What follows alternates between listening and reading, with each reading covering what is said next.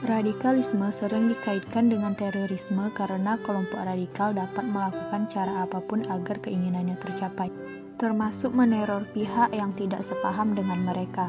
Saat ini, paham terorisme dan radikalisme terus berkembang di Indonesia dan hal ini dinilai berbahaya. Di sini saya akan menjelaskan faktor-faktor penyebab radikalisme. Faktor yang melatar belakangi munculnya penyebab paham radikalisme. 1. Faktor pemikiran. Radikalisme dapat muncul dan berkembang karena yakin jika segala sesuatunya harus diubah ke arah yang kelompoknya inginkan, sekalipun harus menggunakan cara kekerasan untuk meraih tujuan tersebut. 2. Faktor ekonomi. Radikalisme bisa dipengaruhi oleh faktor permasalahan ekonomi karena manusia akan berusaha sekeras mungkin untuk memenuhi kebutuhan hidupnya, termasuk menyebarkan suatu paham atau ideologi dengan cara kekerasan. 3. Faktor politik. Radikalisme bisa muncul dan berkembang ketika sekelompok orang merasa pemerintah negara tidak adil kepada rakyatnya atau hanya memperhatikan segelintir kelompok saja. 4. Faktor sosial. Radikalisme dapat disebarkan dengan mempengaruhi pemikiran orang lain, terlebih lagi jika orang tersebut berpikiran sempit dan mudah percaya kepada pihak yang dianggap membawa perubahan ke dalam hidupnya. 5. Faktor psikologis. Radikalisme dapat tumbuh dan berkembang dalam diri seseorang yang memiliki berbagai permasalahan, rasa benci, serta dendam, sehingga berpotensi menjadi radikalis dan mudah dipengaruhi oleh orang lain.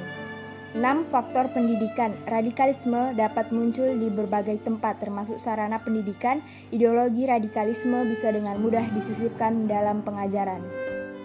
Tahukah kamu 39% mahasiswa di 15 provinsi Indonesia tertarik pada paham radikalisme? Generasi muda memang kerap menjadi sasaran empuk radikalisme yang kadang berujung ke terorisme. Lantas bagaimana cara penanggulangan radikalisme di Indonesia?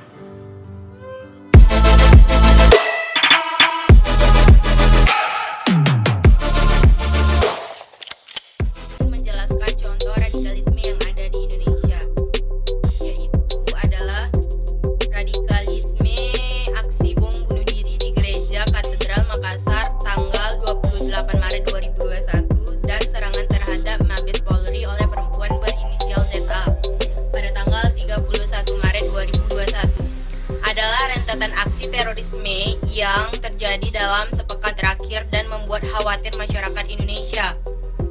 Dua peristiwa mengerikan ini seolah membuka kembali memori kita akan serangkaian tindakan terorisme yang terjadi dalam beberapa tahun lalu, seperti bom Tamrin tahun 2016 dan bom Surabaya tahun 2018. Laporan Global Index Terrorism GTI tahun 2020 yang dirilis oleh Institute for Economics and Peace (IEP) menunjukkan bahwa dalam skala global Indonesia berada di peringkat 37